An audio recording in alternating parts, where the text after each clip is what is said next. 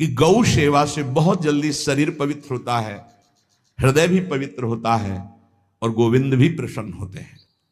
यदि गाय घर में पाली जाए या गौशाला खोली जाए और गौओं की सेवा की जाए, जिनके पास अर्थ है, भाव है, भगवान स्वयं श्री कृष्णचंद्र जी ने गौ सेवा स्वीकार की, गौ में चराई। गौओं की परिक्रमा करने से, जैसे आप प्रभु के बिहारी जी के मंदिर की 4 परिक्रमा करें तो जो फल आपको मिलेगा, वही गाय की 4 परिक्रमा कर ले तो आपको प्राप्त हो जाएगा। गौ की प्रदक्षिणा से, गावः प्रदक्षिणी कार्यावंदनीया ही नित्यशः, जो रोज गाय को प्रणाम करता है और गाय की प्रदक्षिणा करता है तो भगवत प्रदक्षिणा का उसे फल प्राप्त होता है। यदि घर में गाय बंधी है और भूखी है और प्यासी है तो तुम्हारे सारे पुण्य नष्ट हो जाएंगे। गाय के गोबर से जहां लेपा जाता है, वहां जिस देवता का आवाहन करोगे वही देवता आकर विराजमान हो जाएगा। गौएं जहां विराजमान रहती, गौशाला में भजन करे तो कई गुना बढ़कर के प्राप्त होता है। जहां गौएं विराजमान होती हैं वो बड़ा पवित्र दिव्य तीर्थ स्थल माना जाता है। अपवित्र भूमि में भी यदि गाय के गोबर का लेप कर दिया जाए तो परम पवित्र मानी जाती है। गाय बहुत पवित्र, जहां वो बैठती है, जहां वो मूत्र त्याग करती, गोबर त्याग करती, वो स्थान तीर्थ तुल्य पवित्र माना जाता है। कितना भी बड़ा पापी हो, अगर पंचगव्य पिलाया जाए तो वो वैदिक मंत्रों को स्वीकार करने लायक हो जाता है, पवित्र हो जाता है। पंचगव्य में 5 चीजें गाय की होती है: गाय का मूत्र, गाय का गोबर, गाय का दूध, गाय का दही और गाय का घी। ये 5 मिलाकर पंचगव्य पिलाया गया था। पहली बार जब वैदिक मंत्र दिया गया था तो पंचगव्य बनवाया था गुरुदेव भगवान ने संन्यास, और वो पिलाया था। ये पंचगव्य पिलाने से अपवित्रता का नाश होकर पवित्रता का संचार होता है। इसलिए धन्य है उनका जीवन जो गौ सेवा परायण है, भगवत भाव से। गाय में साक्षात भगवान का भाव रखकर गौ सेवा करते हैं। गाय बंदी हो घर में, वो प्यासी है और भूखी है, तुम्हारे सुकृत नष्ट हो जाएंगे। तृषिता गौर गृहे बद्धा, क्योंकि तुम्हारे पास है, सेवा करना चाहिए। यो वै गाम प्रतिसिद्धेन तो चरंतिम च स्वतरणम नरहा तस्य पूर्वे च पितरः कंपन्ते पतनोन्मुखा। यदि गाय हरी हरी घास चर रही कहीं और तुमने डंडा ऊपर प्रहार किया, लाठी मारी, तो तुम्हारे पितर खोपड़ी के बल नरक जाने के लिए तैयार हो गए। ये लिखा है कि जो प्रतिदिन अग्रग्रासे परोभावा कर्तव्यो भक्ति तोन्वहम अकृत्वा स्वयं आहारम कुर्वम नापनोति दुर्गतिम। जे ही तुम्हारे गृहस्थ में, घरों में पहले होता था, अब तो भगवान जाने, जे ही पहली रोटी तवा में गई तो वो निकाल करके पक्की रखी जाती थी गौग्रास के लिए, पहला रसोई में।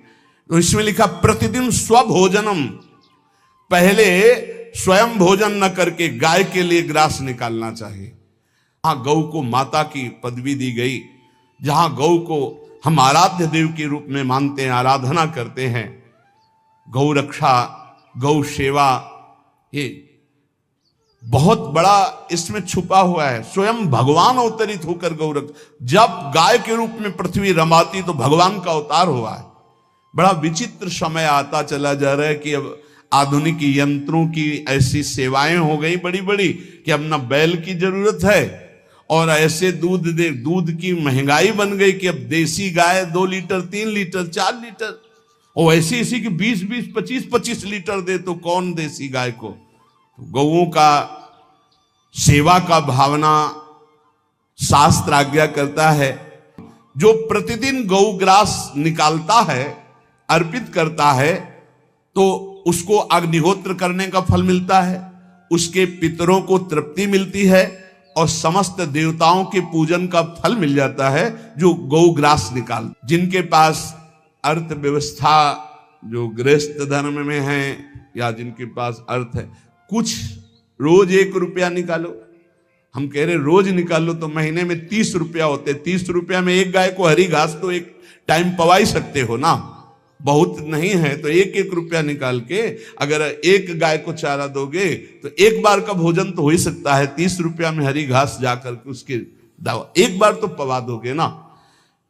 अग्रग्रासे परोभावा कर्तव्य भक्तितोन हम, भक्ति पूर्वक गाय को एक ग्रास भोजन में 1 रोटी तो निकालना चाहिए गाय के लिए, ऐसा शास्त्र आज्ञा कहता है। जो ऐसा करता है तो अकृत्वा स्वयमाहारम कुर्वन् नाप्नोति दुर्गतिम, अपने आहार से 1 रोटी निकालकर गाय को देता है और स्वयं 3 रोटी भले पाले 1 रोटी गाय को दे दी तो बोले उसकी दुर्गति नहीं होगी, अर्थात उसके अंदर भाव बढ़ता चला जाएगा, वो भगवान की भक्ति में। जो सदैव गौ सेवा करता है, उसके डांस मच्छर हटाता है, स्नान कराता है, पीठ में हाथ फेरता है, उसके पूर्वज जो पितर होते हैं वो नाच पड़ते हैं, उनका मंगल होना शुरू हो जाता है कि हमारे वंश में गौ सेवक पैदा हुआ, बड़ा भाग्यवान है और वो गौ के द्वारा हमें तार देगा, ऐसा भाव। गौ सेवा हमारे सनातन धर्म में बहुत बड़ा स्थान गौ सेवा का। तो मूर्ख मनुष्य जैसे अब गाय दूध नहीं दे रही, मार डंडे डंडे मार रहे हैं, इंजेक्शन लगा रहे हैं, ऐसे वैसे कर रहे हैं, उसको ताड़ना दे रहे हैं। तो बोले जो मूढ़ बुद्धि मूर्ख मनुष्य यो वही ताड़ते यष्ट्याधेनुम मर्त्यो विमूढ़धि, वो गाय को लाठी से मारता है, डंडे से मारता है, हाथों से मारता है तो धर्मराजस्य नगरेशा याति करवर्जिता, धर्मराज जी पहले अपने नरक में ले जा करके उसके कहते थोड़े थोड़े तिल तिल करके पहले इसके हाथ काटो, मरना है नहीं वहां, अब आराम आराम से थोड़े थोड़े पहले हाथ वर्जिता, इन्हीं हाथों से गाय को मारा था ना, तो ऐसे थोड़ा थोड़ा काटा जाता है उसके हाथ।